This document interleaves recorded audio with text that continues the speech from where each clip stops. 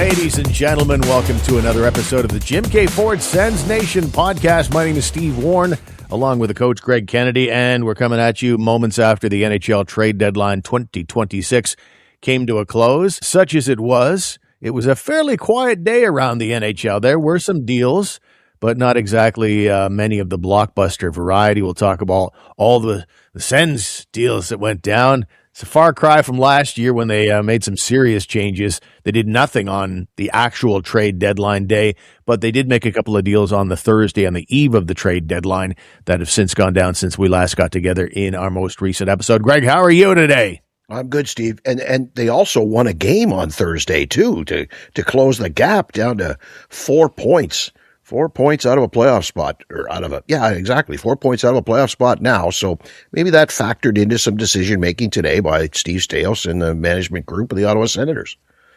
Let me ask you this, because Boston did lose 6-3 to Nashville as the Sens were winning 4-1 in Calgary, and the Sens left Seattle on Saturday, and then Vancouver, I believe it's on Monday. I think it's Monday or Tuesday. I think it's Monday. Who are they more likely to catch? Is it the Boston Bruins at wildcard 2 or the Montreal Canadiens at wildcard 1? I think it's Boston for sure. Montreal, I hate to say it because you know how I hate the Montreal Canadiens. I think they're almost home and cooled. I really do. They've got a pretty good team there that's chugging along at a pretty good pace. I think Boston's the Senators' best chances to catch Boston, I think. I'd like to think it's Montreal, though. I'd love to think it's Montreal. Yeah.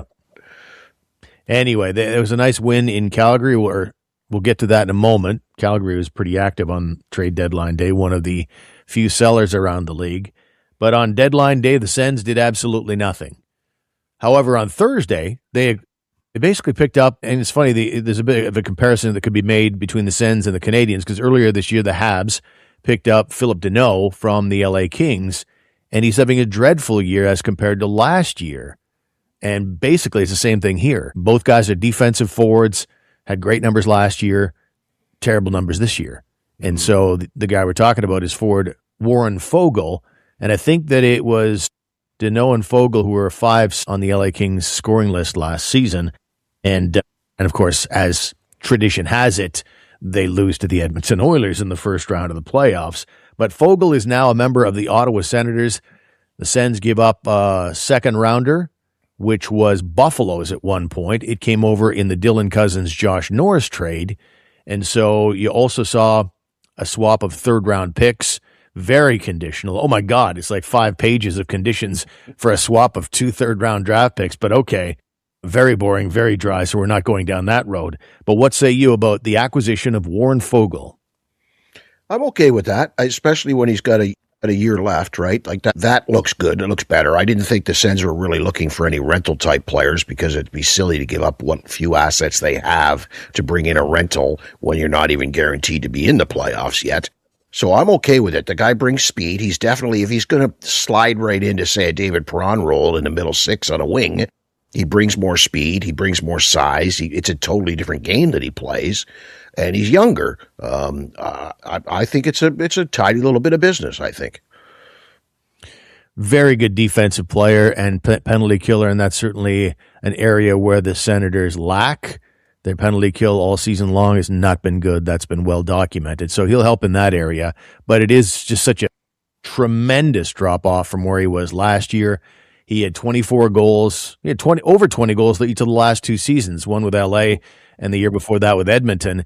And this year he has seven goals, I think it is. And was there 9 points or something? 9 points in like 40. Yeah. 40. Telling it's like comment, that's, yeah. What's that?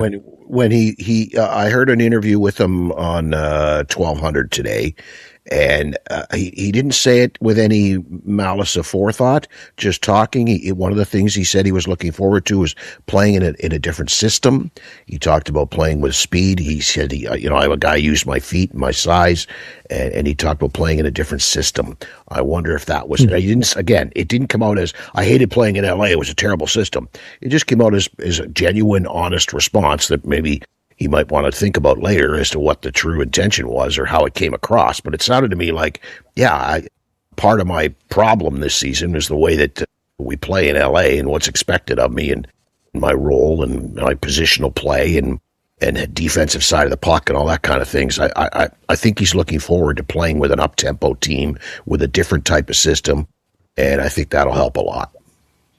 No question. You see it again and again where players are well served by a change of address. But I would point out that last year was his career year, and it was with the LA Kings and with that same head coach, Jim Hiller. He's gone now, but something went sideways. There's no doubt here in the last year. Maybe Hiller, changed his tactics. Don't know. But Hiller's out of a job now. DJ Smith is running the show there. So something from an individual perspective changed. Something obviously from a team perspective changed. You don't fire the head coach of a team that's going in the right direction. So we may never know exactly why he faded. But the Senators are in fact counting on that change of address, maybe getting his offensive numbers back on track. But there's no doubting that when it comes to defense and being a great skater and a big body, that is timeless. That doesn't change. Whatever your system is, those are all things that are assets. It will just be interesting because he does make $3.5 million at the end of the day, and you'd like to see him, move at least a little closer to the stats that he had last year.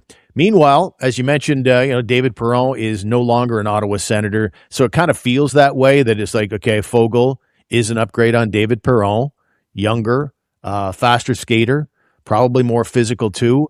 Though I did like David Perron along the boards, but how big an upgrade is it for you?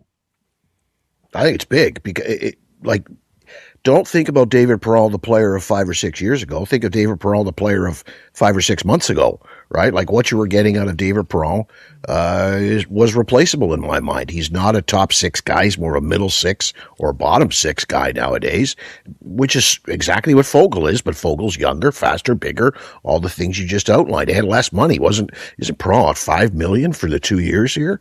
I look at it's $4 million for the 2 years. Okay, look at David Perron as well. There's another one with a comment interviewed about leaving Ottawa, and he said, I didn't really seem like I fit. He said the team didn't really fit his style, or he seemed to indicate that sort of. I don't know what that meant. Like, why would Ottawa have gone out and signed a guy at $8 million for 2 years if he didn't fit their style of play? Like that made me question things, but also made me look at David Perron and think, you know what?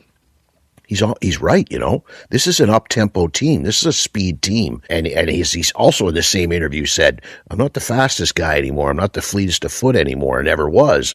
And that kind of brings down his contribution abilities when he's not as quick as the rest of the lineup. So I'm okay with him going. I'm okay with the return, and I'm okay with Fogle replacing him. I think it's a good move and a good day. Yeah, it comes in $500,000 cheaper, and yeah, that's a guy you might want to re-sign too after next season. You'd have to make a decision. Okay, Perron is a guy whose contract is going to expire at the end of this year, and he probably wasn't part of the plans because he's not going to be looking for a big, massive pay cut. No NHL player is. And now you've got a young guy that might be able to grow with the group if things pan out. So let's hear from GM Steve Staios, as is tradition. GMs at 3:00 or shortly thereafter, once all the dealing is done, to sound like Kenny Rogers for a moment. Good job. They usually meet with the media. And here's a little bit of Steve Staios in his conversation with the media, speaking mostly about Warren Foegele and about David Perron making his exit. At the end of the day, we feel very good about our team and the direction that it's moving, the way we've been playing more recently in particular. And we made the deal yesterday for Warren Foegele, add a little more speed to our lineup. There's some variability with this player on where he can play in a line and what he can bring to a team.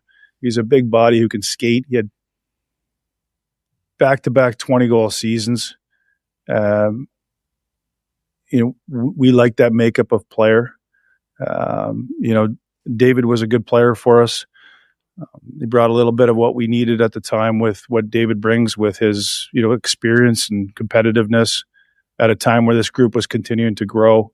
We've certainly taken that next step as a group. But we felt like getting a guy like Warren into the lineup that can play the right and left side and get in on the forecheck, gets to the front of the net, big body, fits our style of play.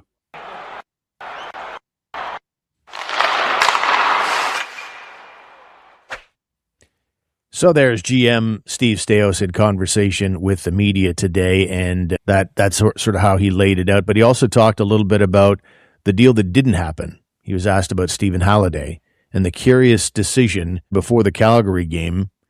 At the morning skate, basically Curtis McDermott was taking all of his line rushes. Halliday was there, but generally speaking, when you're an extra at the game day skate, you're probably not playing that night. And sure enough, McDermott was in the lineup and Halliday was not.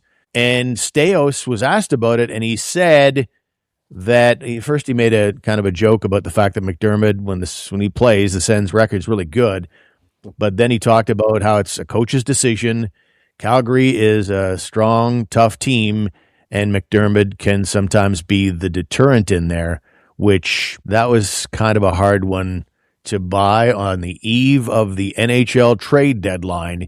You're going to suddenly and finally give Curtis McDermott his very first start of 2026 all of a sudden on the eve of the deadline? I found that a little bit odd. Yeah, really strange. I'm perturbed by it. I honestly hope that it was simply because he had a deal in the works, maybe, to trade Stephen Halliday, so didn't want to risk injury, so pulled him from the lineup and made him a health bomb. That's the only excuse you could possibly give me that would satisfy me. And now having seen the day go by and not having traded him, I think maybe they saved themselves. He kind of lucked out by not being able to make a deal for Stephen Halliday. I think it's something that works out well in the end because the Senators don't have a lot of prospects. They don't have a lot of players. We've seen them come up and down this year. There's not a lot of guys that can come up and step in the lineup and actually contribute or not look terribly out of place. Stephen Halliday has proven that he can play in this league. It may only be a fourth-line guy now or it might be a third-line guy at this point in his career, but he can play in this league far better than McDermott can play in this league. So not having traded him, I think they almost saved themselves from making a mistake, I think. But now I guess he's on the taxi squad, right? I mean, yeah, I guess you've so, got, right? Yeah, Perron leaves, but he was about to rejoin the team, and now his spot is effectively taken by Warren Foegele, and now it looks to me, anyway, that Halliday, maybe he beats out Lars Eller. Eller ends up getting his first goal since October 30th in the last game. So there's an argument to be made there that maybe you go with Halliday over Eller. But knowing Travis Green, I think he likes the veteran quality in there, and I'd be skeptical. I think that probably moving forward here, Halliday will be the odd man out most nights. Or Zetterlund. Oh, a $4.25 million health bomb. Healthy scratch. The way I look at it, I think Perron is gone. You replace him with Fogle. I think Fogle plays on the third line. I think Cousin drops down to the fourth line, so it's Cousins, Eller, and Halliday, or Cousins, Eller, Halliday, and Zetterlund, 3 of the 4 play. I think that by his ice time allotment decisions, I think Travis Green has sent a pretty loud message that he's not too impressed with Fabian Zetterlund, and Fabian Zetterlund's statistics are nothing to be all that are not exactly impressing anyone either. So I think, yeah, I could see Halliday playing over Zetterlund. I would play him over Zetterlund, but again, I'm not worried about contract status. But I think out of those 4 guys, you could probably rotate them around. But Cousins, no. Cousins probably plays every night. But Eller or Zetterlund or Halliday, 2 of the 3 play and 1 doesn't every night. I could see that happening. I could also see it happening where you have a GM in your ear if all of a sudden you're making Fabian Zetterlund a healthy scratch after the GM gave him a 4-year contract worth $4.25 million a year. Maybe is it 3 or 4 year? I forget exactly, but it's a good, healthy contract, and that doesn't make the GM look very good. That may be one where Steve Staios would intervene. I don't agree with you on that one. I don't think Zetterlund has fallen behind Eller and Halliday on this depth chart to the point where he's going to be missing games. I still think I like his game and he's just not getting the offensive production that he's paid to get. Right. So that's right. But he's doing other things. He's not just, Lars Eller hasn't scored a freaking goal in the game of hockey since October 30th. Right. And that goal was against Calgary. His last 2 goals are against Calgary 6 months apart or whatever. There you go. Weird. So interesting stuff about Stephen Halliday and where we go from here. So generally, were you surprised that the Sens they couldn't do anything on the final day of the deadline? Steve Staios talked about the fact that they were trying. There was lots and lots of talks. And as you talked about off the air, there were lots and lots of options out there, just couldn't get something done. Yeah, I'd put together a list of 12 defensemen, 12 right shot D that I thought would interest the Senators. Of those 12, 6 were dealt. 1 was Colton Parenko, and 5 weren't dealt. So I think when it comes right down to it, I mean, it's the same thing we've talked about all year, Steve, right? What you need to have to acquire talent is prospects, picks, and players you're willing to trade. Steve Staios, I don't think really wanted to trade anybody off his roster, obviously, or he would have done that. It would have been very simple, very easy for him to trade a Lars Eller. It would have been very easy for him to trade a Nick Cousins. More difficult to trade a Zetterlund, but Nick Jensen, right? There are roster players that he could have traded if he wanted to, and he didn't. And you don't have any prospects to speak of outside of the 2 defensemen and Halliday, and you don't have a lot of draft picks. So really, that kind of, you look at what these right shot D that were traded today got, or what the return was, and the Senators, could they have matched any of those? It would have been very, very difficult for them to match any of the asking prices that were paid up for these guys that switched teams today. That's the bottom line. Isn't it interesting with that deal where they have to give up a second rounder for Fogle? Now the draft this summer, Sens don't have a first and they don't have a second. Unless Gary Bettman comes riding in now after the deadline and says, all right, you can have your first rounder back and you go to the end of the line, though, you're 33rd overall or something. Are you ready to take your Ford ownership to the next level? Introducing Ford Pass at Jim K. Ford, your passport to a world of convenience and control. Start your vehicle remotely, lock or unlock it from your smartphone, receive instant alerts about your vehicle's health, and schedule service appointments. Don't miss out on the Ford Pass revolution at Jim K. Ford, 1438 Uville Drive in Orleans, or online at jimkford.com. At Jim K. Ford Lincoln, we say yes! Steve, if you ever get tired of waiting in line for an oil change, you can go to Midas, make an appointment. You don't have to wait in line. You just show up whatever time you want it. They'll set up an appointment for you. Walk in, get your car done in 20 minutes, wait there for it. Maybe it takes 40 minutes, but they're going to give it a good going over while it's in the shop. Check out the 5 Midas locations, midas.ca. Anyway. But seriously, though, as you look at it, there's no way they were matching the Mackenzie Weegar, the haul that Calgary got for Mackenzie Weegar. Like, I had Justin Falk on my list, but it ended up being a first, a second, a prospect, and a player.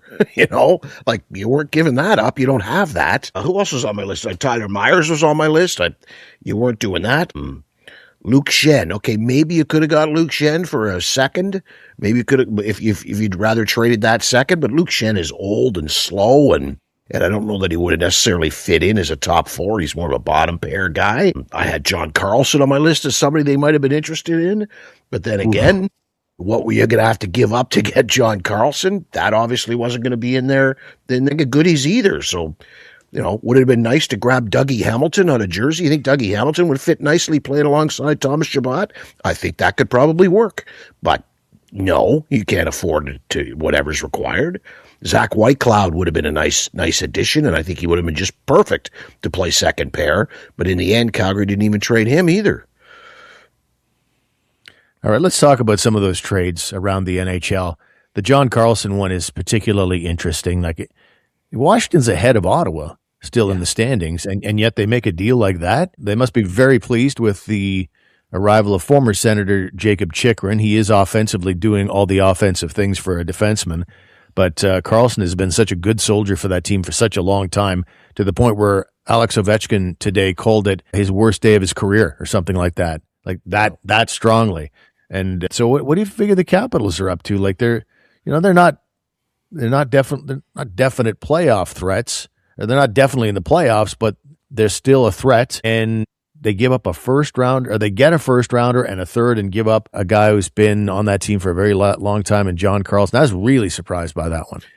I was surprised by it too, but in this day and age, the NHL, cap world, what contract demands for certain players at certain ages, were they really going to be re-signing him this summer for the kind of money that he's going to demand? I would think not. He's due for a drop in pay, probably a considerable drop in pay. And his asking price would have been more than they were probably willing to pay to keep him.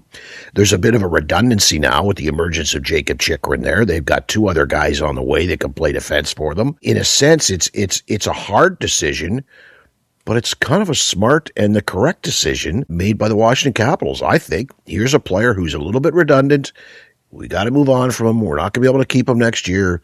Let's move him now while there's still some value there. So they got a first for him. Good job. Yeah, I guess you have to make the determination too about, okay, maybe we can get in the playoffs, but can we win a cup? And if the answer is no, now do we want to give up the chance to get 2 really good draft picks? It is a tough decision for GMs to effectively wave the white flag like that. To be clear on that, I said they were ahead of the Sens. They're actually tied with the Sens and actually a lead behind them. They're tied at 69 points.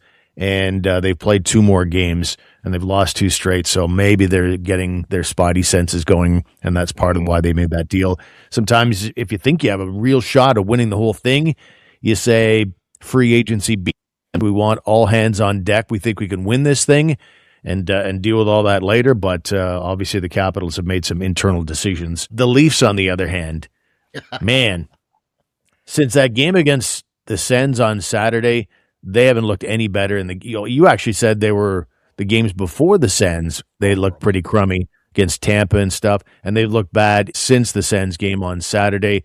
Watching Craig Berube on the bench last night, barking at his team during a timeout or something. He's barking like Craig Berube does. Like he was one of the toughest hombres as a player around. You'd think you'd be commanding some respect, largely because if he wanted to, he could kick the ass of every Leaf out there still, I think, even at his age. But they're ignoring him like defiant children. Like it just, visually looked like a coach who had just lost the room. And then the Leafs go out and deal away a bunch of guys today. They get rid of Lawton. They get rid of Nicholas Waugh. They got a really good haul for Nicholas Waugh. And then you got Bobby McMahon. He also went out the door as well. Really does look like this is a team that's starting to head for a dark phase in their history. Hard to believe after they took down the Senators last year. This time last year, they were the first place team in the Atlantic Division, and it's all gone very wrong very quickly. Yeah, and it's tough to pinpoint, right? You look at the Leaf team, and you can say, all right, look at the roster that this GM has built. It's obviously not good enough. And anybody who actually thought it was the start of the season was on drugs. You look at the coach who looks like he's, as you said, I don't think it looks like he's lost the team. I think he has lost the team. He's in over his head now trying to get this group to do anything for him. You look at the quality of their blue line is atrocious. You look at the goaltending that was pretty good, surprisingly good last year, but they misread the situation and thought these guys are it, when in fact it was just a couple guys playing over their heads. And then you look at the stars, like Austin Matthews, absolutely terrible. He hasn't scored a goal since, I don't know, Christmas. It's been a long time since Austin Matthews has scored a goal. He looks terrible. William Nylander, I've never liked William Nylander. He's just way too lazy and flighty, and who knows what he's going to do. Tavares is getting old. Like everything here is all come together, and the final equation is you suck. That's what it is. You can't really pinpoint one thing, just all these things that contributed to a big pot roast of you suck. Are you looking at a blockbuster if you're the Leafs? You got 2 very big chips there who are very well paid in the aforementioned Matthews and Nylander. The Leafs need a lot, and you can get a lot in a hurry if you really want to expedite the rebuild. And honestly, it's starting to look like Matthews is getting disenchanted as well. The pressure of playing in Toronto for all these years, now the captain, and he has this moment in Milan where he's the captain of one of the greatest teams ever assembled, and they win a gold medal, and everything's happy and fun. And then he has to go back to Toronto. I think it was just having that kind of contrast. I wonder if he's now ready for maybe a different headspace. The conversation, nationally, the conversation is both about Matthews and Brady Tkachuk in that regard. But I think Tkachuk still loves being a Senator. And I think the biggest reason he loves being a Senator is not so much about that he loves the city of Ottawa per se. I'm not saying, I have no idea if he loves the city of Ottawa or not. I think the biggest reason he wants to stay a Senator, assuming the money's right, will be because he loves his teammates. Like you've got Tim Stutzle, Jake Sanderson, they are signed into 2030 and beyond. So I think he'll want to, if the core stays together and the money is right, I think he'll want to stay. that's a story for another day. But back to Austin Matthews, do you think the Leafs would make some kind of a home run deal to try and expedite this rebuild they've got going? Well, here's the problem, right? Do I think they will? Probably not, to quote Alfie. Do I think they should? Most definitely. The problem is the market. For some reason in the city of Toronto, although it's never been done, so let's preface this. The Toronto Maple Leafs have never done a full bore, trade everything down to the screws and start from scratch. They've never done it. They've never gutted it in a rebuild. Because they always say, oh, the people would never put up with it. You can't do that in Toronto.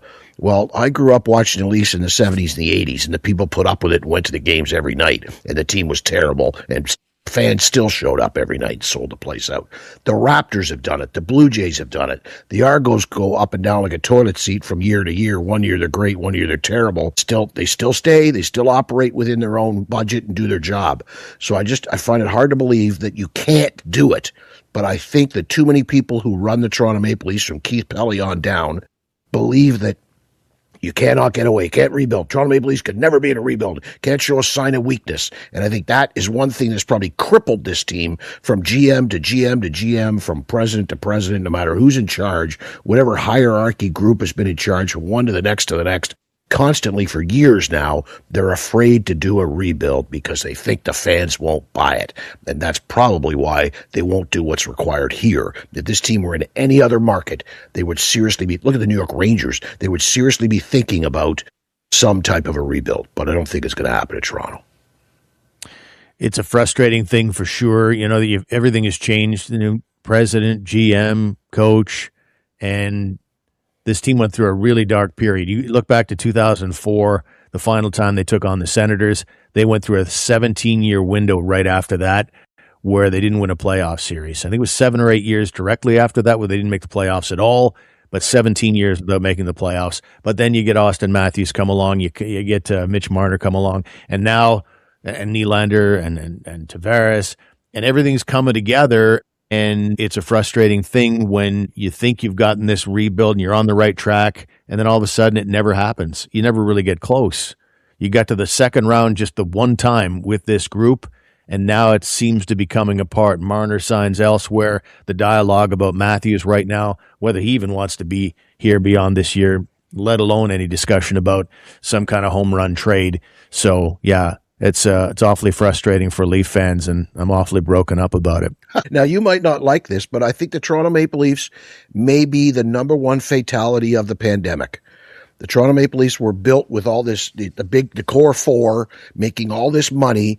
But if the cap had gone up every year like it was supposed to, they would have been able to augment that with better players. Instead, or maybe by choice, they ended up being so top heavy and just kind of opening and closing the door year after year with bottom six forwards and 3, 4, 5, 6 defensemen. We're just kind of, we'll take this guy for a couple of years. It'll be cheap. And it doesn't matter how good or bad that guy is because we've got the big four. I don't know if that was the plan all along, but that's the way it ended up playing out. If they had the money and if there hadn't been a freeze on the salary cap, could the Leafs possibly have gone out and found better players to augment the big four? We'll never know, but I think there's an argument to be made that they were a fatality of the pandemic and the frozen cap. But they suck. What is outrageous? Well, yeah, that goes without saying. I'm getting a lot of calls for Blue Team elimination watches, so yes, I've heard that. Listen for that. Look for that in upcoming episodes. It's almost time. It's only a matter of time, as we like to say. Colorado Avalanche have been like the Harlem Globetrotters. They've won 3 straight here. They've kind of gotten things back on track again. But they have a 6-point lead on the entire NHL. So they are very good, and they would probably be everybody's number one if you're looking at who might win the Stanley Cup this year. And then they've already got, like, down the middle, for example, Nathan McKinnon and Brock Nelson. And in the last couple of days, they've gone out and got a third-line center in Nazem Kadri.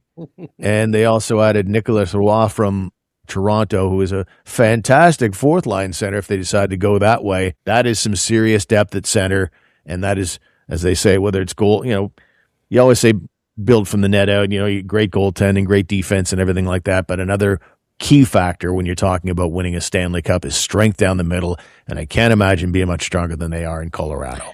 Yeah, they look good, huh? I mean, the only thing, a little bit of concern lately, because they're something like 8-1 in their last 17 or whatever it is, whatever that adds up to. Since the hot start, they kind of cooled off a bit.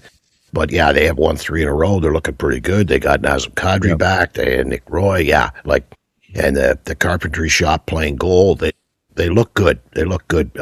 I would say, going into the playoffs, they're probably the number one favorite. But the other thing is, how much stock do you put in this whole idea of between Colorado and Minnesota and what's the other Dallas? Dallas, sorry. Two of them are going to beat each other up, and then they're going to beat up the other team, and only one of them's going to come out.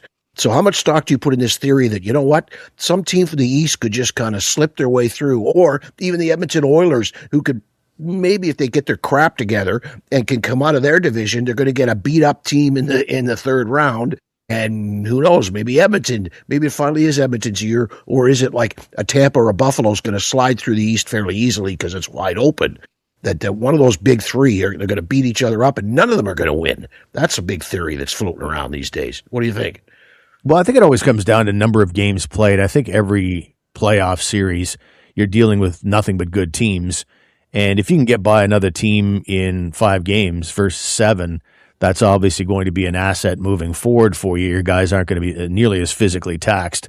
But even though, that threesome you mentioned, whoever comes out of that will have played potentially a long series and very skilled series. If Colorado can squeeze out faster than, get through series quickly, then I don't think it'll matter that much. I think it doesn't necessarily mean that it's going to be that much more physically taxing on them just because the teams are skilled. It's more about, can you get through your series quickly, and just exactly how rough it ends up being.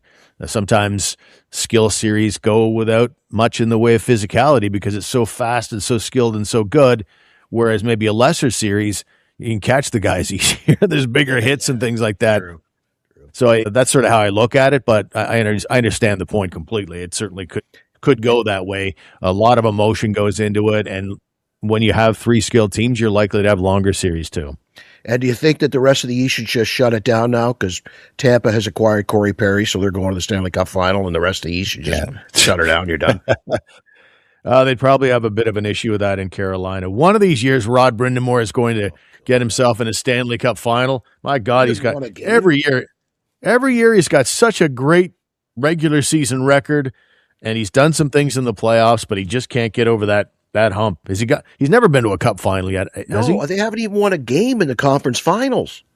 I think they've gone 0-4. It's not 3 straight. 2 of the last 3, they didn't win a game in the Final Four. I'm sure of it. I don't think they've ever even managed to win a game in the Final Four in the Rod Brind'Amour era. I don't know what that is. I don't know what the reason for that is. It's not like they have a difficult time getting there. We just talked about teams getting beat up. It's not like Carolina gets beat up and they're tired and worn out and injured by the time they get to the conference final, but they can't get over that hurdle, and it's a bad reflection. It's a scar on the organization.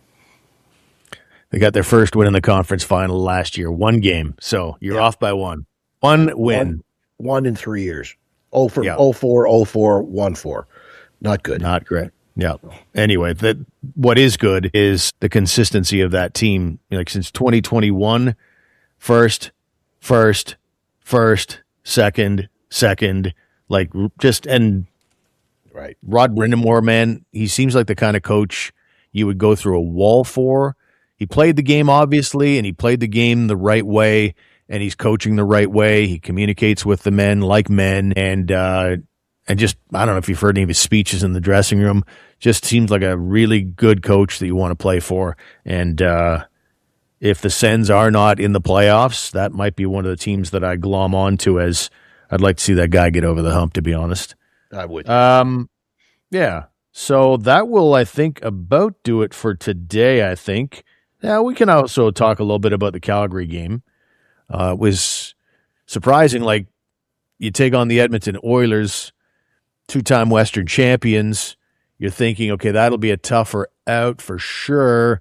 But for most of that game, the Sens controlled it. Third period was garbage. And then the overtime, of course, and they end up losing 5-4, a 9-goal explosion. And then all of a sudden, you're in this defensive tug of war with the mighty Calgary Flames, who should have been an easier out. The Sens eventually get it done 4-1 with a couple of empty net goals. Certainly the scoreboard does not tell you exactly what the pace of play was in that one. But I do want to call attention to one player in particular. Tim Stutzle has hit another level, has he not? Oh, yeah. Yeah, did he look good? Like another night where he probably should have had 2 or 3. In a game that was way closer, way tighter than you ever would have thought it should be. He was by far the best player on the ice. So when he's flying, man, he's fun to watch. And at both ends of the ice, Steve, how many times you see him racing back, tracking back, and lifting a guy's stick from behind through the neutral zone or catching somebody just inside the blue line? Like, both ends of the ice, full 200-foot player with speed and with an incredible amount of skill, and can expose defensemen. Can he expose defensemen and goalies and do everything at that same high level of speed too? He's at, you're right, he's at a whole other level. Yeah, he had that one where he's one-on-one with a Flames defenseman, kind of toe drags past him. The puck gets kind of, I don't know, he got bumped or something, and then he kicks the puck up to himself and then makes this crazy move on Devin Cooley, almost beats him with the backhander. Had that one gone in, that would be a highlight we'd be watching for quite some time. But, I'd be curious, do the NHL All-Star Skills Competition. I'd like to do like a fitness competition of some kind and see who has the best VO2 max. Tim Stutzle's got to be in that discussion, the way he's able to just rip up and down 200 feet. He does get caught up ice once in a while, but generally speaking, yeah, he seems tireless out there. And I thought he was the best player in the Edmonton game as well. So he just seems to be hitting another level, and it could not come at a better time, as the Sens are now within 4 points of that final playoff spot. Are you evolving? I know you've got kind of a bleak outlook on what the Sens might be able to do as far as a playoff spot goes. Now that they're 4 points back, are you feeling like a 1% better that they might make it? I feel like they got a better shot now than they did a week ago. But 1%? Still, like yeah, sure, 1%. But basically, since 1% better, so I'm up to 40% chance. I think the latest odds though have them at like 54 or 55%. Like they're over 50% chance to make it now. I still go back to, since December, the closest they've been is right now. They were, since the last time they were in a spot after they fell out, it's something like they've been to 4, or did they get to 3? It's been a long time. They got to 3 in early January. Okay, so in the new year they got as close as 3. I mean, they got to keep going. That's the thing, right? Chugga, keep going, right? You better beat Seattle on Saturday. I'm sorry. There better not be we play like that every night. I liked our game. We could win most nights with that. That's not good enough in Seattle. And then it's Vancouver, and you better kick ass in Vancouver too. And then you better come home and beat the Habs. Like that. You cannot take a night off, a shift off, whatever cliche you want to give it. They just got to keep giving it. That's it. Keep giving it. Keep giving it. It's they got to go you got to win like 7 or 8 of 10, and then hope either Boston or Montreal does. Yeah, but before we even get to that, Boston and Montreal has to have basically a mirror opposite record of their own, a 2-8 run in the next 10, and then now you're back on even terms, and like you said, now we got to keep that thing going, at least continue to be better than either Boston or Montreal. Still a long shot, I will admit, but I am much, much more intrigued than I was in our last episode, and I hope that I'll be more intrigued in our next one after this.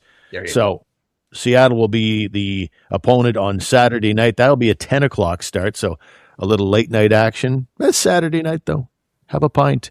And then you got on Monday. Let me double check that. I believe it's Monday. Yeah, it is Saturday, Monday. It's Saturday, Monday for sure? Yeah. Are you sure? Well, I know it's not a back-to-back, so it's definitely not Saturday, Sunday. It is Monday. There you go. And then home to take on the Montreal Canadiens on Wednesday. Win those 2 games. How big is that Canadiens game going to be in Ottawa on Wednesday? That'll be a lot of fun, and hopefully the building's not too full of Canadiens fans. No, but if you want the teams that you're chasing to lose games, the easiest way to help that team lose games is to beat them yourselves. Right? You need Montreal and Boston to lose hockey games, then you better beat them every time you play them. And that, Wednesday night? That's a big one. You better make sure here at home that you're going to beat the Habs. And that will be Warren Foegele's home debut. So he'll certainly, I think, be able to join the Sens in all likelihood because he's already out west. I was thinking maybe there was a chance he'd play in Calgary, but not to be. I'm sure he'll be with the Sens for their game in Seattle on Saturday night. That will do it for the show, though. Thank you very much for being with us, ladies and gentlemen. Don't forget that our website is sensnationhockey.com. All the links you need are there, including how to contact us. If you have any feedback for the show, any at all, or anything you want us to talk about on the program, just drop us a note at sensnationpodcast@outlook.com. Don't forget about the hockey news, thn.com/Ottawa. All Senators all the time there. Lots of great articles about the trade deadline. Thanks to our friends at CJRO Radio for carrying the show on terrestrial radio, 107 FM in the east end of Ottawa. And that will do it.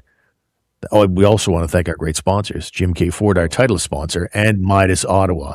Any final thoughts, Greg? I've gone on for quite some time here. Everybody shut us off by now.